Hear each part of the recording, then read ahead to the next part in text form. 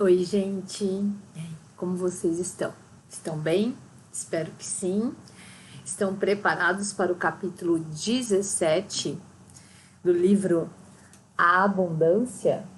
O capítulo 17 vai falar sobre promover inovações e mudanças revolucionárias. Bom, mas se você está chegando aqui agora, eu sou Rosângela Carvalho e o objetivo deste canal é compartilhar conhecimento por meio da leitura. Sejam todos bem-vindos, todos e todas. Bom, esse capítulo ele vai falar sobre as competições de incentivo que ele faz lá na X-Prize, né? Que a gente sabe que o autor desse livro, ele tem a fundação, né? Que é a X-Prize, a gente já falou em outros capítulos sobre os concursos, né? Os prêmios que ele lança. Então ele vai falar o quanto ele acha isso importante, né? O quanto isso pode trazer soluções, e não só soluções simples, mas soluções revolucionárias. Então, eu vou ler aqui um trechinho para a gente já ir aquecendo.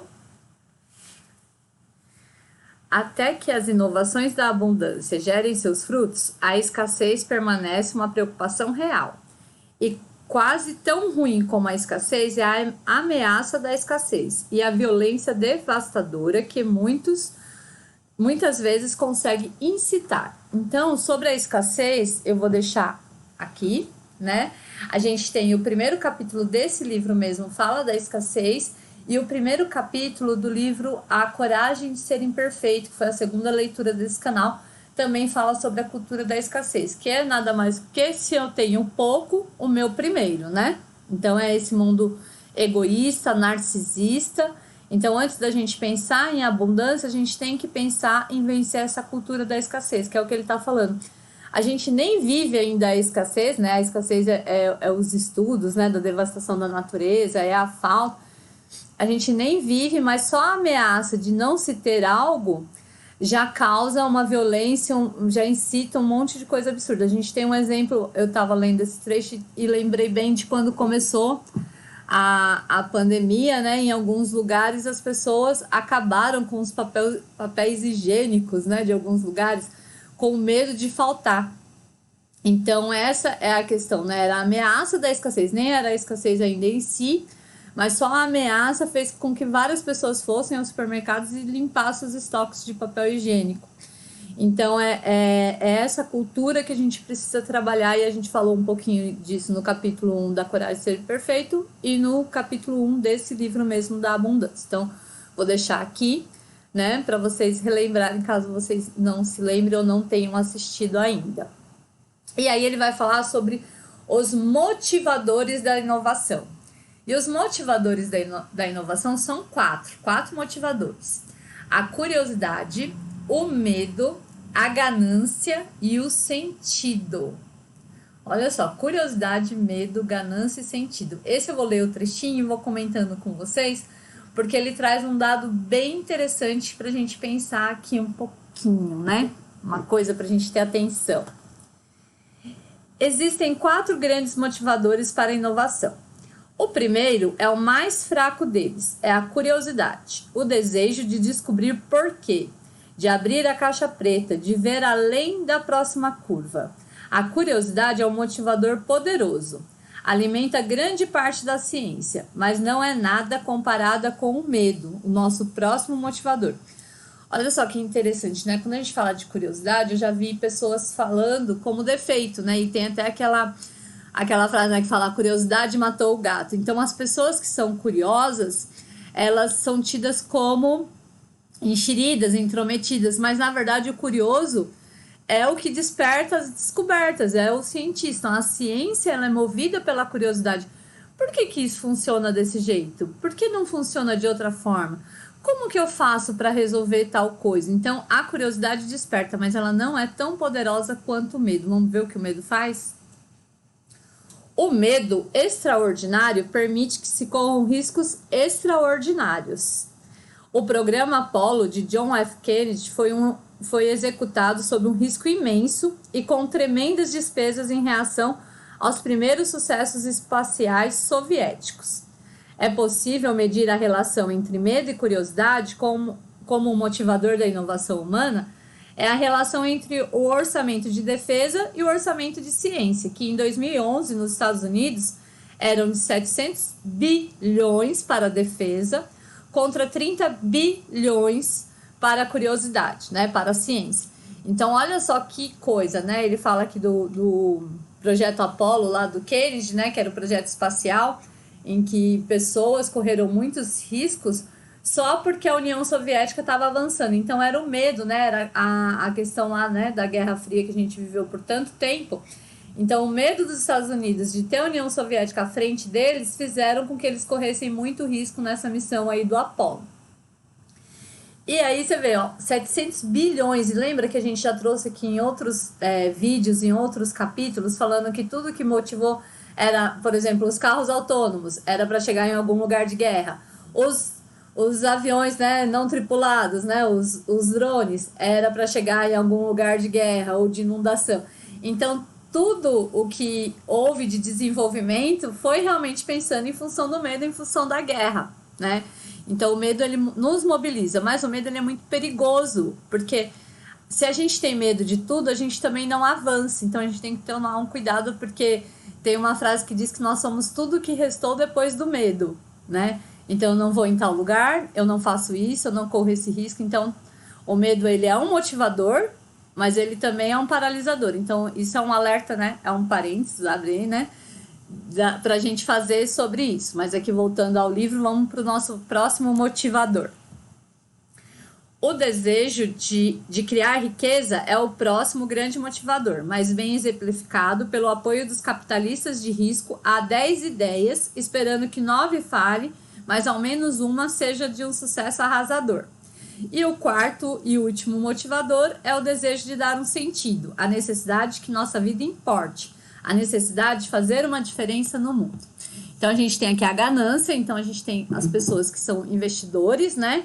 E que aplicam dinheiro em 10 ideias, esperando que 9 falhem, gente. E uma dê certo, porque essa que der certo, ela vai devolver todo o investimento das outras 9, né?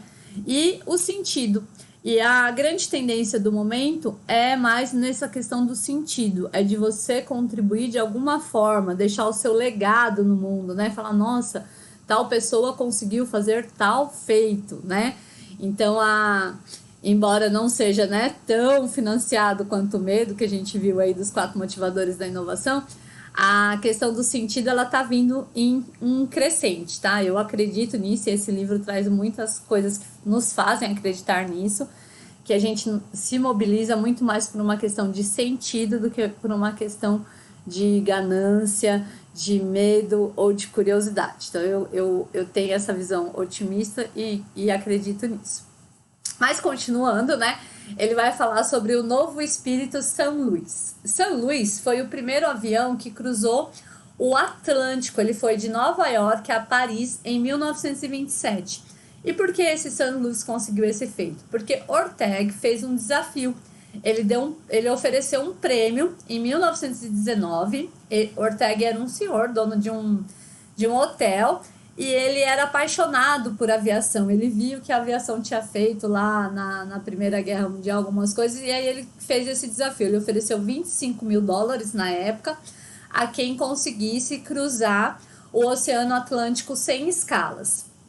Esse desafio primeiro era por 5 anos, aí ele prorrogou por mais 5 anos, porque pensa, 1919, o piloto só conseguiu esse feito em 1927, que o San Luis conseguiu fazer essa viagem, que foi o Charles Lindbergh, deixa eu só conferir, isso, Charles Lindbergh.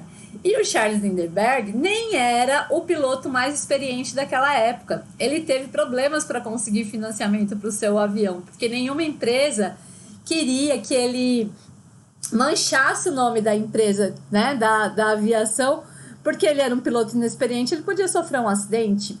Então, ele foi tipo um azarão desse concurso. E ele conseguiu fazer essa travessia em 30 horas. 33 horas e 30 minutos. Sem escalas. Você consegue imaginar, gente? Ele foi voando sozinho por 30 horas, atravessando o Oceano Atlântico. Hoje, essa viagem é feita em 7 horas e 25 minutos.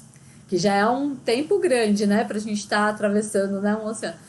pense isso em 30 horas lá em 1927, quase um século atrás. Então eu vou ler um trechinho aqui que fala um pouquinho sobre o Charles Lindbergh. Lindbergh era de longe o piloto menos inexperiente. A mídia o apelidou de tolo voador. Depois rapidamente o desprezou. Mas esse é um aspecto das competições de incentivo. Elas estão abertas a todos os candidatos e aparecem todos os tipos, inclusive os azarões. E às vezes um azarão vence, né? Então, ele traz esse exemplo, né? Ele era o menos experiente e ele conseguiu o feito. E uma coisa interessante que ele traz aqui nesse trecho também é o poder da alavancagem, né? O Ortega, quando ele ofereceu esse prêmio, ele nem imaginou que teria um efeito tão grande após o Lindbergh conseguir fazer essa travessia. Ele movimentou todo o mercado, toda a produção, toda a indústria da aviação. E durante esse concurso, ele ofereceu $25 mil, mas as pessoas que participaram desse concurso investiram $400 mil. Olha o poder de alavancagem. Ele não teria os $400 mil para investir em aviação, mas oferecendo os $25 mil que ele tinha, ele alavancou essa disputa. Então foram vários grupos, foram 9 grupos que disputaram esse valor e um que conseguiu. Então isso é o poder da alavancagem. Isso também o autor traz como uma questão importante do incentivo, né, dos prêmios. Então eu ofereço um prêmio e ele alavanca o investimento para resolver aquele determinado problema. E aí ele vai falar disso agora, né? O poder das competições de incentivo. Então o Ortega não foi o primeiro que fez isso, né? Essa competição de incentivo, a primeira competição que ele retrata aqui no livro foi em 1795, foi feita por Napoleão, que ele queria que alguém inventasse alguma coisa para conservar os alimentos, que naquela época o que foi inventado foi o alimento enlatado, que a gente conhece até hoje. E depois, em 1823, teve um concurso também na França para inventarem uma turbina hidráulica comercial lá de grande escala. E essa turbina, quando foi inventada, ela também alavancou a indústria têxtil. Então, não é de hoje que vem sendo feitas essas competições. E aí o autor do livro, ele fala, se o Ortega conseguiu impulsionar, né, a empresa da aviação, o sonho dele era impulsionar as viagens espaciais. Então, ele tentou também, quer dizer, ele criou, né, o prêmio da X-Prize, né, Ansari, porque foram os financiadores que ele conseguiu depois, mas ele levou, gente, 5 anos para conseguir o financiamento para esse prêmio. E ele conversou com mais de 200 filântropos. Então, não é que ele acordou um dia de manhã e falou, vou lançar um prêmio de 10 milhões para quem conseguir fazer uma viagem espacial. Não, foi um trabalho árduo, foi uma insistência muito grande, porque a maioria das pessoas falava assim, mas isso é uma coisa para a NASA, né? A gente já falou isso um pouquinho em alguns capítulos anteriores, quando ele fala que a NASA não conseguia, né, fazer essas coisas, e aí eles tiveram, né, no Faça Você Mesmo, que começar esse movimento das viagens espaciais. Então eu vou ler aqui um trechinho falando sobre a questão do sucesso das competições. O sucesso dessas competições pode ser explicado por uns poucos princípios subjacentes. Em primeiro lugar, prêmios de incentivo vultosos aumentam a visibilidade de um desafio específico, enquanto ajudam a criar uma atividade mental de que esse desafio é solúvel. Considerando o que sabemos sobre vieses cognitivos, trata-se de um detalhe importante, né? Quem não lembra dos vieses cognitivos, eu vou deixar aqui o card, que é o capítulo da singularidade está mais próxima, né? Não é a singularidade está mais próxima, gente. É vendo a floresta além da árvore, é o capítulo 3. Vou deixar o card aqui, me empolguei. Que fala um pouquinho sobre os vieses cognitivos, mas não exatamente esse, né? Da questão de parecer solúvel, um problema não solúvel parecer solúvel. Porque está todo mundo disputando, se todo mundo está disputando, significa que tem uma solução, mas não necessariamente, né? E aqui ele vai trazer um outro trechinho, o poder dos grupos pequenos, parte 2, porque a parte 1 tá lá também no Faça Você Mesmo, quando ele falou dos engenheiros que conseguiram fazer lá o primeiro foguete que voou, o avião que voou além da atmosfera, né, que foi cerca de 30 pessoas, um grupo pequeno, Vou deixar o card aqui, vocês relembram também esse trecho. E aí eu vou ler o que uma antropóloga norte-americana disse uma vez. Margaret Mead certa vez disse: nunca duvide de que um grupo pequeno de cidadãos ponderados e empenhados possa mudar o mundo. Na verdade, é a única coisa que tem mudado. Essa frase me marcou bastante, porque eu já comentei aqui também com vocês que eu fiz um curso para voluntariado e tinha uma palestra, na verdade foi um mini curso, né? Foi uma palestra para ser voluntária lá na Prefeitura de Guarulhos, e ela trouxe essa frase, porque quando você começa um trabalho voluntário, às vezes você pensa, mas só o meu pequeno trabalho vai mudar alguma coisa, né? Que é o que a gente fala em vários vídeos aqui. Vai, né? Se a gente tiver empenhado, né? Como ela usa aqui, ó, ponderado e empenhado. Não é sair louco fazendo um monte de coisa, né? E não é fazendo de qualquer jeito, né? Então a gente pondera e se empenha. E é assim que o mundo muda. Se você observar as grandes mudanças no mundo, não começaram em grupos grandes, né? A gente tem lá, aí eu tava lendo essa parte, lembrei do capítulo 7, lá do Poder do Hábito, vou deixar aqui para vocês, né? Que traz lá a Rosa Parks e o Martin Luther King. Então eles começaram um movimento numa cidadezinha pequena, um grupo de pessoas, né? Um movimento antirracismo, né? Pelos direitos civis. E esse movimento tomou proporções de país e depois mundiais, porque Martin Luther King e Rosa Parks são estudados no mundo até hoje. Então, a mudança começa pequena. Então, acredite aí na mudança. E o poder das limitações. Esse aqui é bem interessante, porque o que ele fala aqui nas limitações?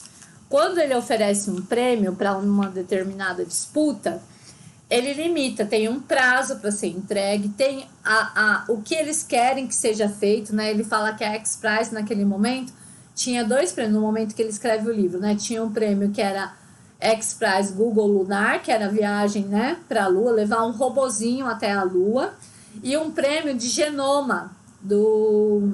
Deixa eu ler certinho para não falar errado para vocês. Errei a página, gente. Não, tá aqui. Genômica do Arconde, que eles querem desafiar, eles desafiaram, né? Esse prêmio eu pesquisei, o Google Lunar ele foi encerrado em 2018 e ninguém conseguiu levar esse robozinho para fazer o que eles queriam, tá? O do genoma eu não achei se ele ainda tá em vigor ou se ele não está mais. Mas o do genoma, eles desafiaram as pessoas a fazerem o genoma de 100 pessoas centenárias, porque a ideia é estudar esses genes dessas pessoas que chegaram aos 100 anos para ver se tem alguma vantagem, alguma coisa ali que possa ser aplicada depois na biotecnologia. Então esse prêmio eu não vi se ele já chegou ao fim, mas quando o livro foi escrito lá em 2010, 2011, tinha esses 2 prêmios pela X-Prize. O Google Lunar foi encerrado em 2018 sem nenhum ganhador, e esse do genoma eu ainda não achei se teve um final. Mas aí ele fala, quando você limita, você consegue ter mais resultados, porque quando a gente tem muito recurso, muita coisa ampla, nós não avançamos, né? A gente vai só pelo tradicional. Quando eu tenho uma restrição, uma limitação, a gente dá saltos. Aí eu tenho um curso que eu fiz há um tempo atrás, que falava do exemplo de Israel, né? Israel é um país pequenininho, e se vocês pesquisarem, vocês vão ver que ele é extremamente desenvolvido. Ele tem alta tecnologia. Por quê? Porque ele é pequenininho, mas ele vivia em guerra ali em torno com os países dele, né? Os países dele do entorno viviam em guerra, então ele não tinha muito como se expandir. E aí, agora mesmo na pandemia, ele é um dos países que está mais avançado na vacinação. Ele tem 9 milhões de habitantes e ele já vacinou, se eu não me engano, mais de 50% da sua população, porque eles mesmos produziram a vacina deles, eles mesmos estão multiplicando, eles mesmos estão vacinando. Então, é isso que ele fala do poder da alimentação. Então, às vezes eu estou aqui pequenininha, mas eu não tenho para onde ir, então é aí que eu tenho que inovar, porque eu tenho que criar soluções para me sobressair. Então, ele vai falar um pouquinho dessa questão de você ter coisas demais, recursos demais, e o nosso cérebro preguiçoso, lembra? Ele não vai querer ficar pensando se eu tenho tudo na mão. No No mundo sem limitações, a maioria das pessoas não se apressa nos projetos, corre menos risco, gasta dinheiro de forma perdulária e tenta alcançar suas metas de formas cômodas e tradicionais, o que certamente não leva a nada de novo. Mas essa é outra razão porque os prêmios de incentivo são agentes da mudança, tão eficazes.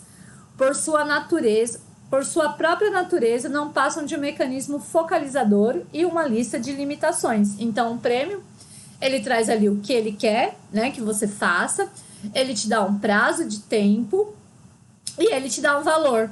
Então, você não vai querer gastar além do valor que o prêmio está te dando. Um exemplo, né? Se ele está oferecendo $25 mil, você não vai querer gastar 30 mil para ganhar 25 mil. É mais ou menos esse exemplo que ele quer. E às vezes também ele limita o custo do que vai ser o prêmio, né? Que nem aquele do genoma. Ele queria que fosse desenvolvido a um custo de abaixo de $1.000 e por um período muito rápido. Então eles colocam essas limitações e aí eles nos desafiam. E o ser humano, embora seja preguiçoso, ele gosta de desafio. Então a gente tem esse paradoxo no nosso cérebro. Se a gente tiver todas as nossas necessidades atendidas, a gente tende à inércia. Então, eu tenho recurso vasto, eu tenho material, eu tenho recurso humano, eu me acomodo e vou só pelo tradicional. Eu tenho um desafio, eu tenho uma limitação, eu me engajo, eu fico empolgado, eu me animo a criar coisas novas. Então, o ser humano tem esse paradoxo mental aí do nosso cérebro. E aí ele fala sobre isso mesmo, né? Para finalizar esse capítulo e esse vídeo, as soluções a preço fixo. Então, quando eu coloco esse valor, eu consigo desenvolver, né, mais coisas, mas num valor fixo. Aí eu vou ler outro trechinho para vocês. Em última análise, porém, este capítulo não é sobre o prêmio X. Não é esse o ponto principal. O ponto principal é que prêmios de incentivo possuem um histórico de 300 anos de promoção de progresso e aceleração das mudanças. São um ótimo meio de avançar rumo ao futuro que realmente queremos. Portanto, crie seu próprio prêmio. Ajude nos nossos, escolha. Então, o que ele está falando aqui, que ele, né, nesse capítulo, ele não está promovendo a X-Prize, contando sobre esses prêmios e essas coisas, mas sim nos contando que é uma forma de se evoluir, é uma forma de revolucionar mercados, né? Então, crie seu próprio prêmio. Pense aí, qual problema você vai resolver. Ou ajude eles a resolver o deles, né? O do Google Lunar, que eu vi que foi encerrado em 2018, tinham 5 equipes da Índia, dos Estados Unidos, da Rússia, tinha vários lugares do mundo. Então, quando ele lança esse prêmio, é para o mundo, não tem limitações. Então, quem conseguir executar, recebe o prêmio e a solução pode vir de qualquer lugar. Aí, finalizando, sempre acreditei, parafraseando o cientista dos computadores Alan Kay, que a melhor forma de prever o futuro é você próprio criá-lo. E com base em minhas 5 décadas de experiência, não há forma melhor de fazê-lo do que prêmios de incentivo. Então, aqui é o autor defendendo mais uma vez essa questão dos prêmios de incentivo e falando que a gente pode criar o nosso futuro. Então, em vez de a gente ficar se lamentando pelo que a gente não tem, por que a gente não cria soluções, né? Para essas coisas que a gente não tem? Como que a gente pode criar caminhos diferentes? Sair do tradicional, sair da via engarrafada, né? Porque quando as pessoas estão pensando sempre no mesmo sentido, aquilo ali fica engarrafado. Como que eu saio dessa via? Como que eu crio um atalho? Como que eu vou por uma trilha e penso uma solução diferente? Essas coisas que eu quero deixar aqui desse capítulo para vocês, que é a questão da revolução, né? De pensar coisas revolucionárias, sair dessa coisa do feijão com arroz, preto no branco. Que assim, o arroz com feijão ele funciona muito bem para muitas coisas, tá, gente? Mas quando a gente precisa de uma mudança mais radical, a gente tem que dar esse salto de pensamento. E aí eu queria deixar a minha mensagem para as mães, né? Que eu gravo sempre esse vídeo no fim de semana e ele vai ao ar na segunda-feira. Então, ontem foi Dia das Mães, para quem tá assistindo na segunda e para quem estiver assistindo aí mais para frente. O vídeo foi gravado, né, no fim de semana do Dia das Mães. E eu deixo a minha mensagem aqui, ó. Mulheres poderosas empoderam outras. Eu ganhei essa camiseta como presente Dia das Mães. É uma t-shirt da Sheloves.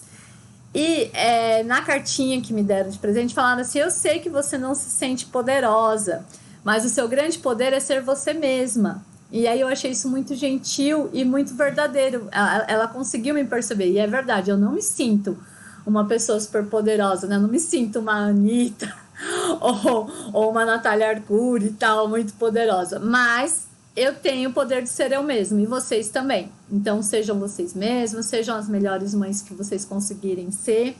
Não se culpem pelas suas falhas, gente, a culpa ela nos mata. Então, se vocês erraram, converse com seus filhos, peçam desculpas, analise. Se vocês estavam certos, explique a situação para o seu filho, que ele vai entender. Então, muito cuidado com a culpa, né? Porque nós mães e mulheres, né, convivemos muito com essa questão da culpa de porque a gente tem que ser perfeita, né? A gente tem que fazer tudo certinho. E aí, se vocês quiserem relembrar isso que já foi discutido aqui no canal, tá lá na Coragem de Ser Imperfeito. Vou deixar um card aqui que ele fala sobre a questão das mulheres e dos homens. Mas aqui é meu desejo de feliz Dia das Mães, porque o Dia das Mães é todos os dias. E que vocês sejam mulheres poderosas que empoderam outras, né? Que a gente incentive todas as mulheres, que a gente se coloque em movimento por um mundo melhor, por uma sociedade melhor, por uma vida melhor. Um beijo e até a semana que vem. Nada, gente. E a escolha do livro? De novo, eu dando tchau sem falar da escolha do livro. Ó, vou deixar aqui na descrição o link para vocês votarem, que dessa vez a votação vai ser um pouquinho mais moderna, né? Na primeira vez eu fiz a anotação no papel e caneta mesmo, mas eu fiz uma pesquisa e vou deixar o link aqui, então vocês vão votar se vocês querem a leitura do Como Fazer Amigos e Influenciar Pessoas, que é um livro que eu já li, que eu sei que ele é bem bacana, ou se vocês querem se aventurar junto comigo num livro que eu ainda não li, mas que 10 entre 10 influenciadores indicam, que é o Sapiens, né? Uma breve história da humanidade. Então vocês vão escolher, vou deixar o link aqui. E nós temos mais 2 capítulos desse livro, então vocês vão ter aí mais 2 semanas para escolher esse livro. E aí a gente começa uma nova leitura neste canal que só tem o objetivo de compartilhar conhecimento por meio da leitura. E eu só agradeço quem tem me acompanhado. Agora sim, um beijo e até a semana que vem.